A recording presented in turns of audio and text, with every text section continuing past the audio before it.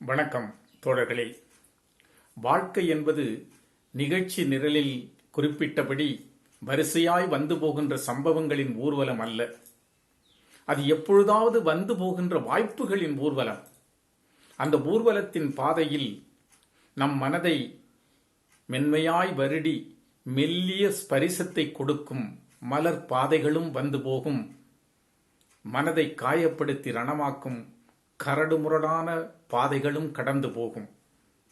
ஏனெனில் வாழ்க்கை என்பது மலர்களாலான படுக்கை அல்ல, முள்ளும் மலரும் நிறைந்ததுதான். இரவும் பகலும் இணைந்ததுதான் காலம். கோடையும் வசந்தமும் வந்து போவதுதான் பருவங்கள். அதுபோல இன்பமும் துன்பமும் இணைந்து வருவதுதான் வாழ்க்கை. ஒன்றை நீங்கள் புரிந்து கொள்ளுங்கள்.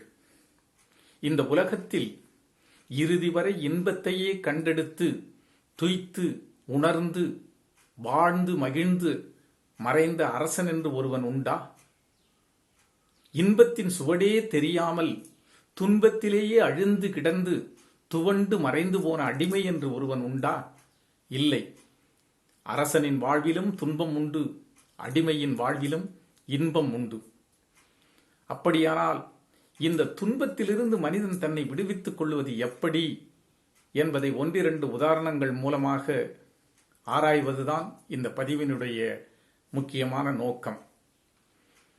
அது ஒரு மார்கழி மாதத்து மாலை நேரம். தபோவனத்தினுடைய அமைதியும் பரணசாலையினுடைய எளிமையும் கைகோர்த்து காட்சி அளிக்கின்ற ஆற்றங்கரை ஓரத்து ஆலயத்தினுடைய வெளி மண்டபம். மலர்கள் பூத்து சொரியும் அந்த வெளிப்புற மண்டபத்தின் ஒரு மரத்தடியின் கீழ் திரண்டு நின்ற மக்கள் கூட்டத்தின் நடுவில் ஒரு ஞானி, ஆன்மீக ஒளிபரப்பும் ஒரு ஞானி சொர்க்கம் நரகம் பற்றி விரிவாக விளக்கிக் கொண்டிருக்கின்றார். சொர்க்கத்தின் சுகத்தையும் நரகத்தினுடைய கொடுமையையும் இடைவிடாது 2 மணி நேரம் விளக்கம் கொடுத்த பிறகு உங்களில் யாரெல்லாம் சொர்க்கம் போக விரும்புகிறீர்கள் என்று கையை உயர்த்துங்கள் என்கிறார். அந்த கூட்டத்தில் ஒரே ஒருவரை தவிர அனைவரும் கற்பனை கனவுகள் கண்களில் மிதக்க கைகளை உயர்த்துகிறார்கள். அதிசயமாக கை தூக்காமல் தலைதாழ்ந்து இருந்த அந்த ஒருவனை மட்டும் ஞானி நோக்குகிறார்.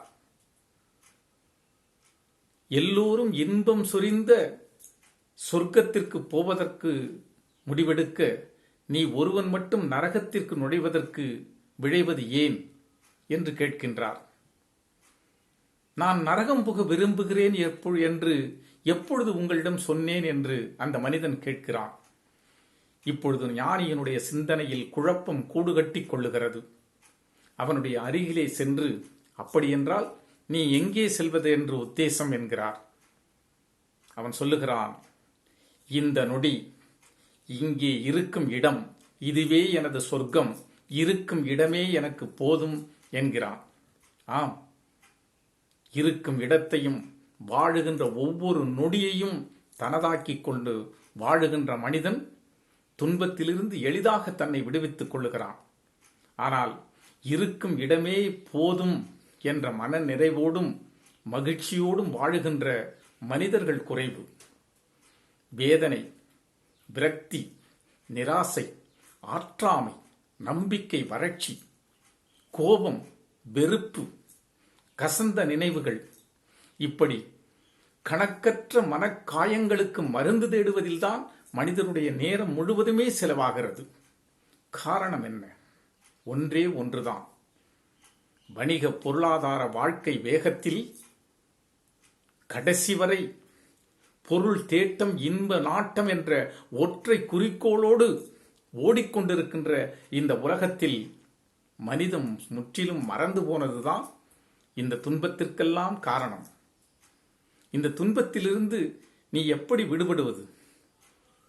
இந்த உலகத்தில் உள்ள அனைவரும், அது மொழி மாறினாலும் கூட அர்த்தம் மாறாமல் எழுப்புகின்ற ஒரே கேள்வி, ஆண்டவன் எனக்கு மட்டும் ஏன் இத்தனை கஷ்டங்களை கொடுக்கிறான் என்பதுதான். இந்த கேள்விகளுக்கெல்லாம் புத்த மதம் ஒரே ஒரு கதையின் மூலம் உனக்கு தீர்வை சொல்லுகிறது. அது ஒரு கிராமம். ஏரிக்கரையில் விளையாடுவதற்காக ஒரு சிறுவன் போகிறான். என்னை காப்பாற்று காப்பாற்று என்று ஒரு கதறல் அங்கே கேட்கிறது.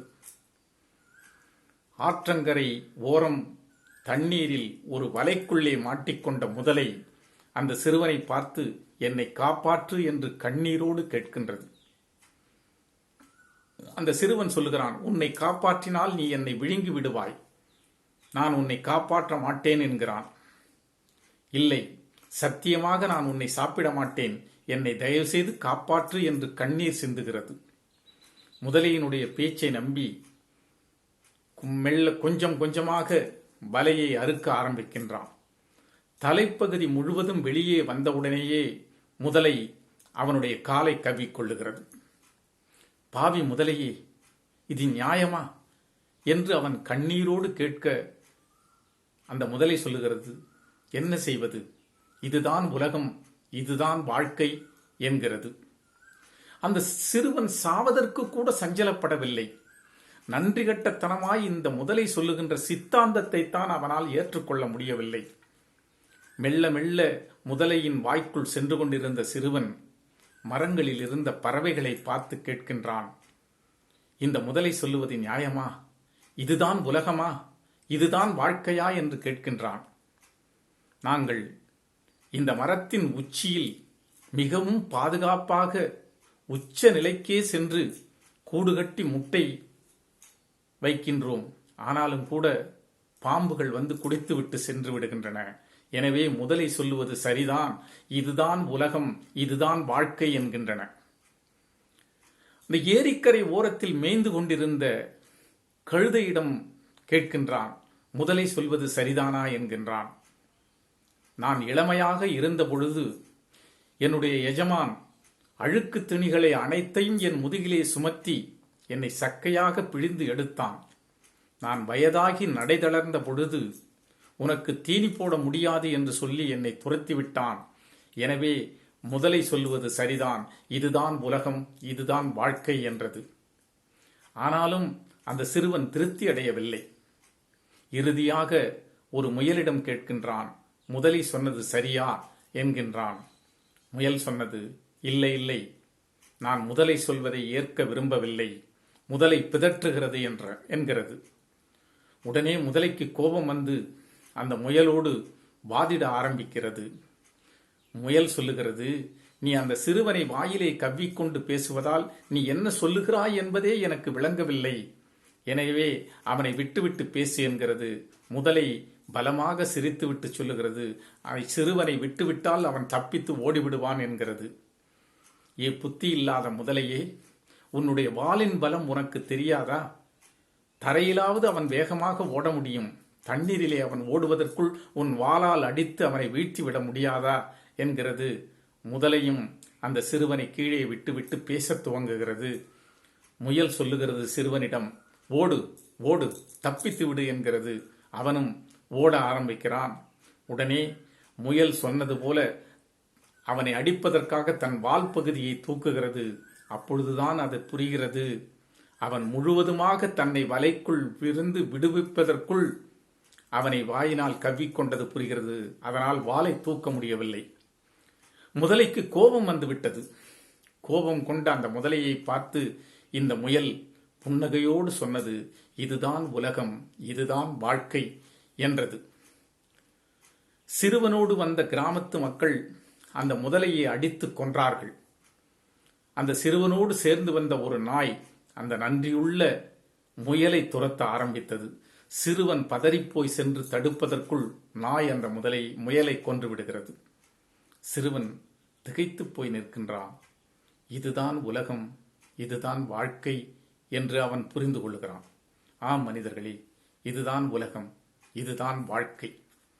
இந்த உலகத்தில் போராட்ட களமான இந்த உலகத்தில் நாம் அனைத்து துன்பங்களையும் அனுபவித்துத்தான் வாழ வேண்டி இருக்கிறது. ஆனாலும் கூட இதிலிருந்து விடுபடுவதற்கும் ஒரு வழி இருக்கிறது. நம்முடைய அறிவு என்பது எறும்பை போல, ஆனால் இந்த வாழ்க்கையும் உலகமும் யானையைப் போல. யானையின் காலடியிலே கிடக்கின்ற ஒரு எறும்பால் யானையினுடைய முழு உருவத்தையும் பார்த்துவிட முடியாது. அதுபோல என்னதான் எறும்பின் பார்வை போல நம்முடைய அறிவு என்பது கூர்மையானதாக இருந்தாலும் இந்த உலகத்தை முழுவதுமாக புரிந்து கொள்ள முடியாதபடி புதிராகவே இருக்கிறது உலகம். ஆம், வாழ்க்கை ஒரு புதிர். எந்த நேரத்தில் என்ன நடக்கும் என்பதை எவனாலும் கணிக்க முடியாத உலகம்தான் இந்த வாழ்க்கை. இதிலிருந்து நாம் விடுபடுவது எப்படி? இந்த கதையிலே சொன்னபடி யார் மிதித்தாலும் யார் உதைத்தாலும் மிதியடி போல பொறுத்து கொள்ளத்தான் வேண்டுமா என்ற கேள்வி எழும். ஆங்கிலத்தில் அசர்ட்டிவ் என்ற ஒரு வார்த்தை வரும். அந்த குணத்தை உடையவர்கள் யாருக்கும் பணிந்து போக மாட்டார்கள். தன்னுடைய ஆட்சிக்கும் தன்னுடைய அதிகார எல்லைக்கும் உள்ளே யார் ஊடுருவ முயன்றாலும் முறியடிப்பார்கள், முயற்சி எடுப்பார்கள். அந்த குணத்தோடு நாம் இயங்க வேண்டும். எந்த துன்பம் வந்தாலும் எதிர்த்து போராட வேண்டும். போராட்டத்தின் முடிவு எப்படி இருந்தாலும் இதுதான் உலகம், இதுதான் வாழ்க்கை என்று நாம் எளிதாக எடுத்துக்கொள்ளுகின்ற மனப்பக்குவத்தை நம்முள்ளே கொண்டு வந்து விட்டால் துன்பத்தின் சாயலிலிருந்து நாம் விடுபட முடியும். எனவே அன்பு தோழர்களே, இந்த உலகம் சுயநலமாய் இயங்கிக் கொண்டிருக்கிறது. 4 அறைகளில் இயங்கிக் கொண்டிருந்த இதயம் சுருங்கி போய் ஓரறையில் மட்டும் இயங்குகிற அளவிற்கு இந்த சூழ்நிலை நவநாகரிக உலகத்தில் மாறிவிட்டது.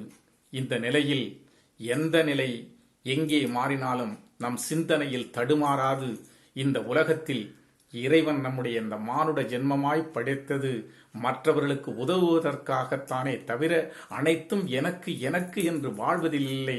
அப்படி வாழுகிற போதுதான் துன்பம் நம்மை மலையளவு தொற்றிக் கொள்ளுகிறது என்பதை புரிந்து கொண்டு இந்த மண்ணுலகில் வாழ்வதே பிறருக்கு கொடுத்து உதவுவதுதான். அடுத்தவர்களுடைய புன்னகையில் 1000 இன்பத்தை காண முடியும். எனவே அன்பு தோழர்களே, இன்னொரு மனிதனுக்கு உதவுவதன் மூலமாக இன்பம் உங்களை வாரி அணைக்கட்டும். துன்பத்திலிருந்து நீங்கள் விடுதலை அடைய வாழ்த்துக்கள். நன்றி தோழர்களே.